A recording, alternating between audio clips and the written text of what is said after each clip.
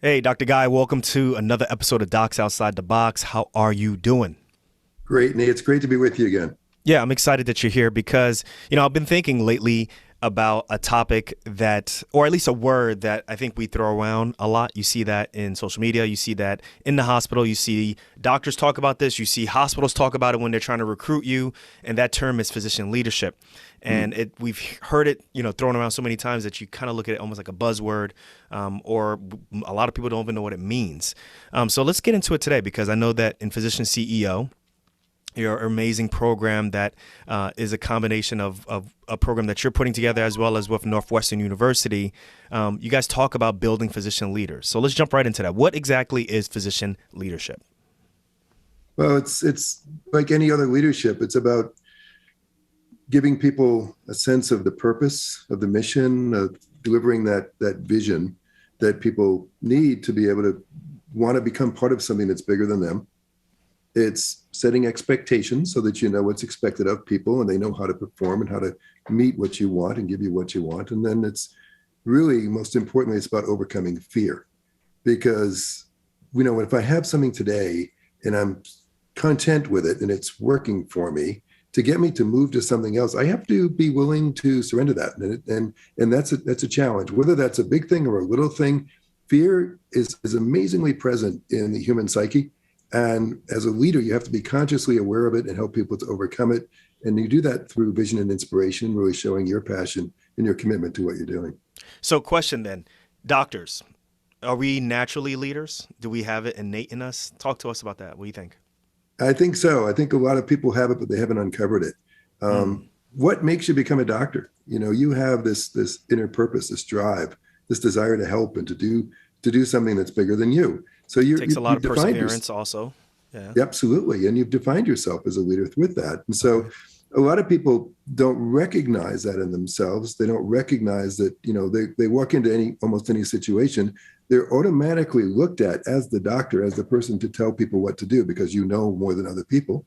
So that's your job. And that's the expectation that people have. So now it's just a question of stepping into that role and recognizing that. Many doctors, they just don't recognize it, that from the moment they're we call this, and it's following the Disney concept where they train corporate leaders, but this concept of on stage and off stage. and Yeah, and I heard and when about you're on this. stage, Yeah. you're on stage. When you're off stage, you can be relaxed, you can let your hair down, you can, if you have any, you can you can be, kind of with your people and just be yourself. But when you're on stage, you're expected to perform. And so many physicians don't realize from the moment that they step onto their office grounds or hospital grounds, into their office, into the department, wherever it is on the floor, that operating room, whatever the context is, that they're on stage. And many times they'll allow their personal things to come out. They'll allow themselves to be moody or grumpy. No matter how you behave as a leader, so too will everyone else behave. They Now, will model your behavior just automatically. So now, recognizing that in yourself is so important.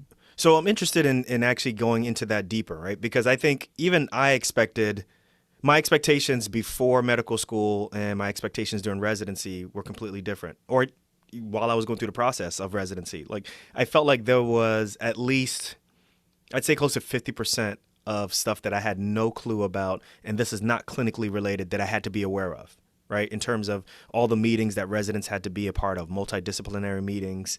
And in those meetings, there are things that I wasn't trained to understand: insurance, rehab, how a patient gets to rehab. There's a whole bunch of different things that, not necessarily we are prepared for while we're in medical school or even during residency, even after that. And I think a lot of times physicians may feel, I want to use, I don't want to say intimidated, but we just feel like, well, listen, clinical medicine is really my lane. Everything else has been pumped up to be just as big as clinical medicine on, in one realm. If you split everything up between 50 and 50, one side is clinical, the other side is something that I'm not trained on. So we tend to kind of keep our mouths shut on on that side. So on that end, what do you say to that when you are speaking up on something that you don't necessarily feel that you know much about? Well, you nailed it, because that's exactly the challenge that we have in developing physician leaders. we as physicians respect expertise, right? That all the way through the process. We're always looking at the person ahead of us. We're always learning from the people who, are lecturing or whatever. We're about respecting expertise. And yet we go into a situation where we don't have the expertise to, say, talk about finance or accounting or operations or other points of management. And what do? We go quiet. Because one thing we cannot do as physicians, and people who don't know, I joke about this all the time, but it's really not a joke. And that is that, our training as physicians with rounds where they, kind of go to the medical student first and they get to the point where they don't know the answer and they maybe humiliate them. Maybe they just move on, go on to the intern, go on to the second year, third year, fourth year. And finally, the chief always knows the answer because they're, they're top of the pyramid. But you know what? That's really not about knowing the answer. It's about learning how to compose yourself and not make a mistake in public. Yes. So we have... That's a really, really good point. That is And as a result, we tend to clam up. That's right. So if we don't know the answer, we go quiet.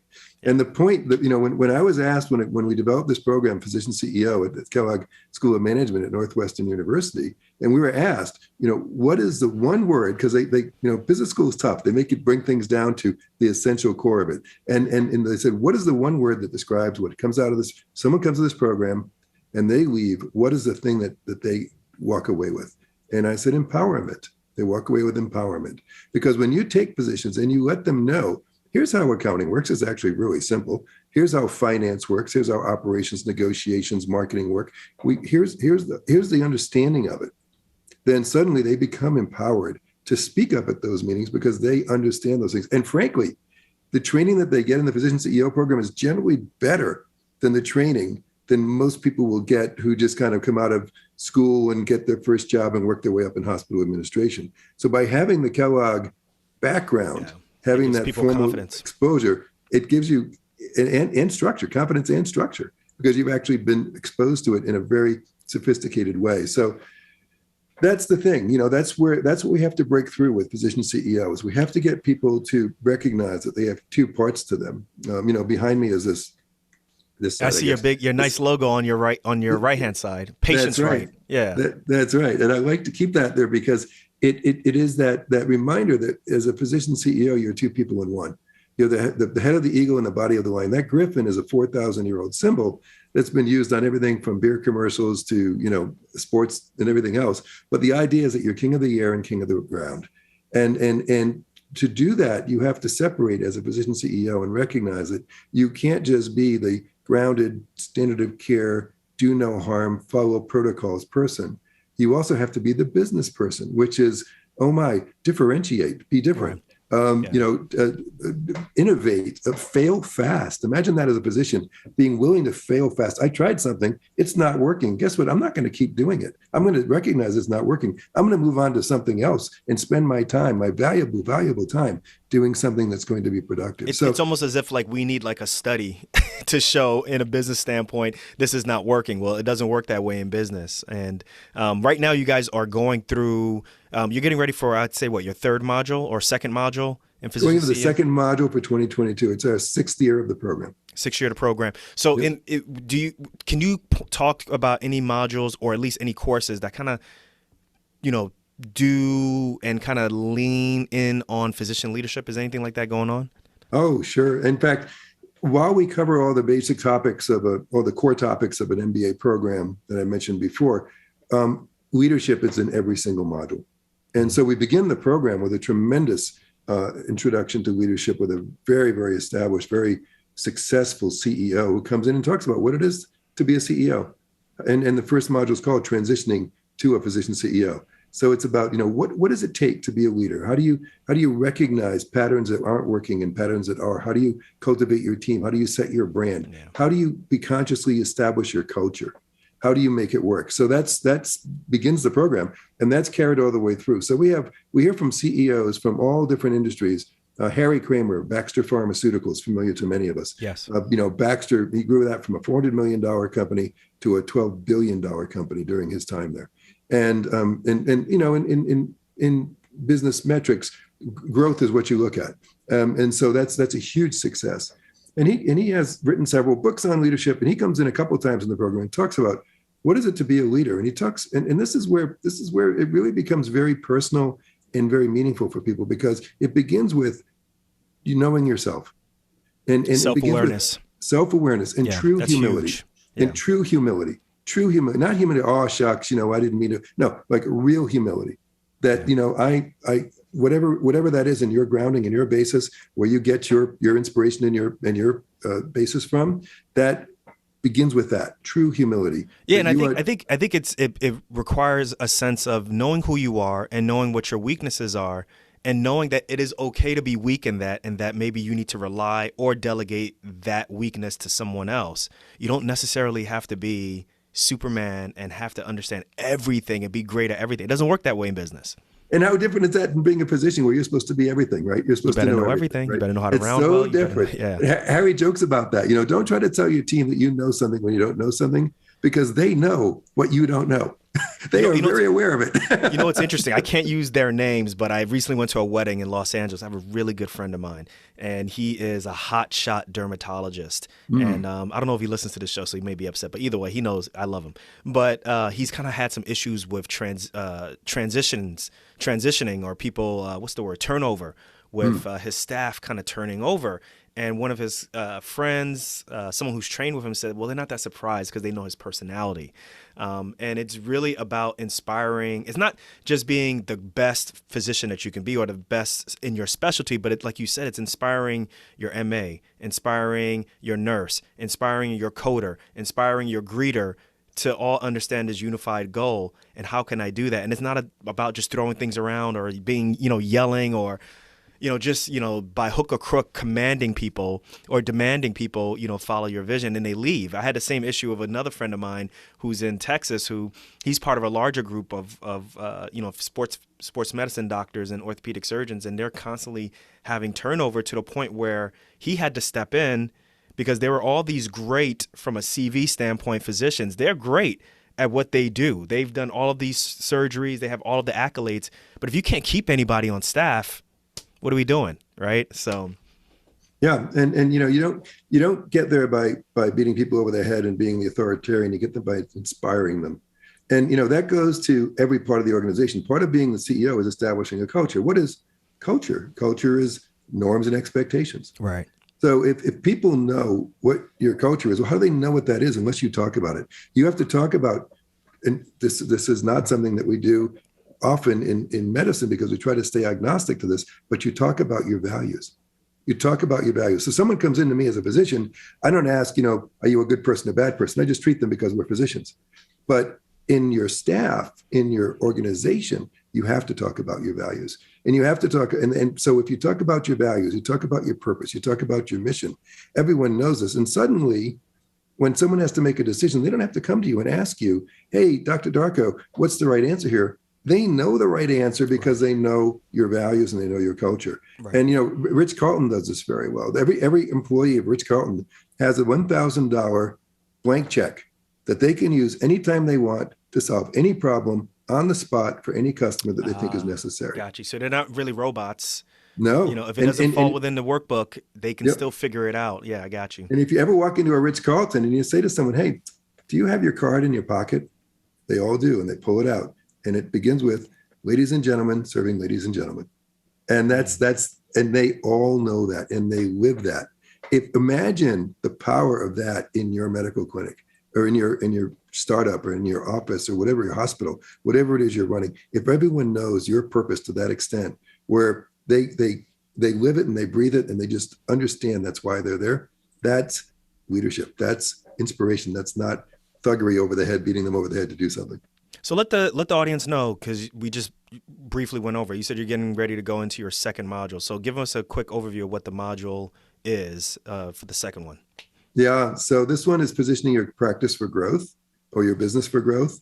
And so it's mainly around marketing. But we've got a chief marketing officer from a Fortune 100 company coming in, talking about big concepts in marketing. And marketing is not advertising, as you know, Nia, and you've got an MBA and you've studied it. But marketing is not advertising. Marketing really is the one department that spans every part of the organization, because it is the thing which both is your external face, your message, your brand, your promise to the world, and your internal delivery on that promise to the world. And so it goes through everything. And that concept of marketing, understanding really what it is that you're about and being able to convey that in your organization is key. So we have a lot on marketing. I just mentioned Harry Kramer. We have Harry Kramer coming in. Part of it being a physician CEO. Big dogs coming in. We got big dogs. Yeah, we got big dogs coming in this time. Mm-hmm. Part of being a physician CEO is being able to present yourself. So we have a whole day on just how do you speak to a room? How do you speak to a room? How do you conduct yourself? How do you, everything from where do you stand? How do you stand? How do you sit? Where do you look? How do you use visuals? All those other things, to things like understanding what kind of audience you have. Are they data type people? Are they emotional type people? Are they going to be people that are going to respond to, success and experience? So all these different kinds of audience, understanding that. Where do you put your eyes? How do you keep your eyes? How long do you keep them there? So this we have a whole thing about presentations, and we have a section on team building on this time. We have a lot of really strong content on in a day and a half just on what is marketing, and we have also a half a day on this very interesting topic called persuasion. Persuasion. And that's we have one of the world famous professors in this, Brian Uzi, who is written and and you go to any business school and it's like, oh, Brian Uzi. I mean, he's a big guy in the business school world, and but he's giving the talks on persuasion, which is very interesting. So now just so we remind everybody again, we talked about the module. The modules, once again, they start on Sunday or they start on Monday? Remind me again. So people come in. So, one of the things we wanted to be very careful about was families. People have families, and also they're tired at the end of the week. And there's also a lot of docs who have to see post-ops on Saturday morning. So what we do is start it in Saturday evening. People fly into Chicago, which is pretty easy to get to. And they get to Kellogg in time for a reception that starts about 6:00. And then we have a nice dinner with a keynote and everyone gets together. And then we go through until Wednesday afternoon. And what's really cool is watching the class come together. The class this year is about 45, 46 people. And the hotel and everything, that's all in the same area, guys. Like same building. It's in the same building. Everything is great there. Food. Kellogg is rated, last year was number 1 in the business school rankings, but it was only number 3 in food. But they rank food very seriously. As someone who's watched the course, I've been there 2 separate times. The accommodations are very comfortable. I love it. Yeah. The ability to get dressed, get everything ready to go, and come downstairs and get a great meal, a great breakfast that's not going to put you to sleep, and then be able to start working and then have lunch and everything ready for you throughout the day, all in one place, everyone. We're serious about this. Like they've thought of everything here. So please, I didn't mean to interrupt you, Guy. No, it's great. So, but watching people coming together with this group that's coming from 6 continents, and we've got people from Australia, Africa, Asia, Europe, North America. So it's amazing, this group that's coming in. And as they come together each time, they recognize the common bonds that they have around purpose, around mission, around entrepreneurialism, around leadership, and they become very close. The classes have stayed together all through the program, even after graduation. So that energy is just so positive. And it's cool because it's interdisciplinary. So it's not just all one specialty. We have about 15 specialties in the program this year. So it's I don't know about you, but I kind of hang around with ophthalmologists because that's what I do. That's your clique. Yeah, you probably hang around with trauma surgeans, right? Yeah, I mean, that's your thing, right? As morbid as we can be, yeah, we hang around each other a lot. Right, so. but that's normal, right? But I mean, I hadn't really hung around with these other people, pain and dermatology and plastics and orthopedics, oncology, all these different people very much at all since medical school. And that's been for me, that's been a real eye-opener. It's been very, very inspiring. So if you can get your geography hat on, let's see if you still remember. How far away who has the longest trip coming, if you can remember? Because you said Africa, you said Europe. Yeah, we got a husband and wife team coming from South Africa. Very cool couple. They actually built a clinic in That's the Soweto. longest flight. That's a pretty long flight in Soweto, in one of the townships in Johannesburg. They're building a clinic to serve that population, and really awesome people. But we also have someone coming from Australia. So I'm not sure. I'll have to put the miles on it to see who's coming furthest. We have someone from South Korea. He thought he was going to be the furthest, but he's not. Ooh, that's got to be the longest, right? No, it's actually South Korea is kind of north in China. It's kind of it's actually not too bad. It's like flying to Europe, but a little bit longer. But Australia, that's a hike. So they come in, they go from, you said Saturday to Wednesday? Saturday to Wednesday. They Saturday go to Wednesday. And for the U.S. people, they're home Wednesday night and they can be at work on Thursday and Friday. They never miss a week of work. Listeners, This is made for everyone to really, if you have a private practice, or let's say you're a hospitalist or you are a surgeon or a surgicalist, and you don't want to be too far away from or you don't want to be too far away in terms of time away from your practice. This is made. If people can come all the way from South Korea, Johannesburg, or even other parts of Europe, we can make this work. So this is awesome. So Guy, you guys are heading into your second module. We have already established that leadership can be innate to some extent, but also can be taught. Someone like me who's a hardhead, I definitely have always been on the leadership is innate. And I think as I've gone through my MBA program and as well as started interacting more with you, understanding your teachings, understanding what's going on at Kellogg, I think obviously this stuff can be taught also. And I think for me, one of the things that we did with Docs Outside the Box, with Darko Media Group, is I had to do my own self-assessment, as you are well aware of. And I had to realize that there's certain things that I'm good at and there's certain things that I'm not too good at. And as a result, I had to shuffle that to Renee. And we've been able to grow exponentially now, where we've been able to bring on someone else, because we just realized that, listen, maybe the day-to-day managerial issues with Docs Outside the Box is not my strong point. And maybe my strong point is content. And I feel like sometimes we as physicians get caught into what we talked about earlier and having to be the master of all, basically, or at least the jack of all trades. And I think that limits us, to an extent. And I really appreciate you coming on and talking to us about this so that, we could really understand what does physician leadership mean, and understand that it could be malleable. It could be something that is not related around perfection or having the answer for everything, but at least willing to engage. Like you said, engage with folks in conversation, engage with folks in leadership, engage with folks with the values that you want, everyone within your organization, your group, your practice, your department, your specialty to have. So anything else you want to leave us off with, Dr. Guy, before we get out of here? No, but I really appreciate your leadership. I mean, what you're doing is leadership. What you're doing with this program is leadership. You're giving doctors the ability, letting them see the vision of what they could be beyond their current doctor role. And there's so many incredible people some doctors that do such incredible things. So you're giving them that vision and that overcoming their fear and giving them that expectation. And it's really awesome to do it. Wonderful to partner with you, Lee. And I really appreciate your support of the program. We've had some great people come to us through your program. Some heavy hitters, guys. Heavy hitters. And don't be intimidated by that, because everyone fits. It's not that you have to be a heavy hitter to come to the program, but we have had some really wonderful people come through. And I think that the point that you make about innate leadership is well taken. There are certain people that just are charismatic, but don't confuse charisma with leadership. Ah, yes, I like that one. That's a really good one. Because there's a lot of, if you think about, and it's one of the exercises we do, name some of the leaders you admire.